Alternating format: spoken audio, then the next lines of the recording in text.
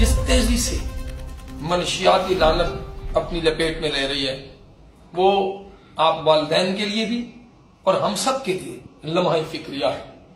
بحیثیت والد میں خود اس معاملے میں فکر مند ہوں۔ میں آج جب اپنے معاشرے میں جاتا ہوں، میں جب اپنے گلی محلے میں اپنی سراؤنڈنگز میں دیکھتا ہوں تو 8th کے بچے، 9th کے بچے، 1st ایئر 2nd ایئر کے بچے یہ آج مختلف قسم کی منشیات کی لعنت کے شکار ہو چکے ہیں۔ آج جو جدید نشہ آئس کی شکل میں ایک عفریت کی صورت میں ہمارے سامنے ہے، ہمیں اس کے سامنے مل کر بند باندھنا ہوگا۔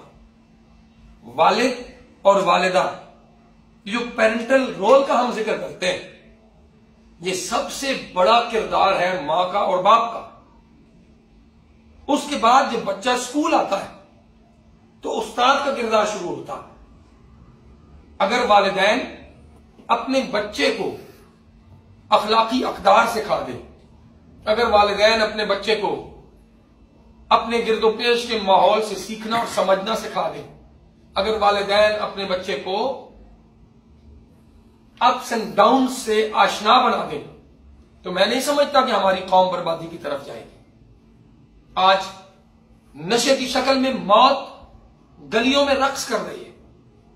آج منشیات کی شکل میں موت ہمارے گرد و پیش میں پوری طاقت کے ساتھ آگے بڑھ رہی ہے، لیکن خیر کی قوتیں خاموش ہیں، استاد خاموش ہے، والد خاموش ہے، والدہ خاموش ہے، ہمارے گلی محلے کے جو بزرگ ہوا کرتے تھے پرانے وقتوں میں جن سے ہم حیا کرتے تھے وہ خاموش ہے۔ اگر ہم یہ کہیں کہ آج یہ سارا قصور صرف انتظامیہ کا ہے تو یہ غلط ہوگا۔ اگر ہم یہ کہیں کہ سارا قصور نشہ بیچنے والوں کا ہے تو یہ غلط ہوگا۔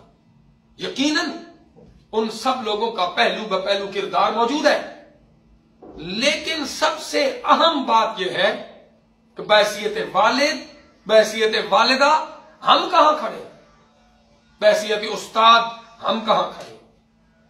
ہم نے آج اس تقریب کا انعقاد اسی تناظر میں کیا ہے کہ ہم اپنے بچوں کے والدین کو یہ باور کرا سکیں کہ ان کو اچھا کپڑے لباس پہنا دینا، ان کو اچھا کھانا پینا دے دینا، ان کی جیب خرچ دے دینا، ان کو اچھی سواری دے دینا ہمارا کردار ختم نہیں، بلکہ ہمیں لازم ہے کہ ہم ان آسائشات کو دینے کے ساتھ ساتھ ان پر کڑی نظر رکھیں۔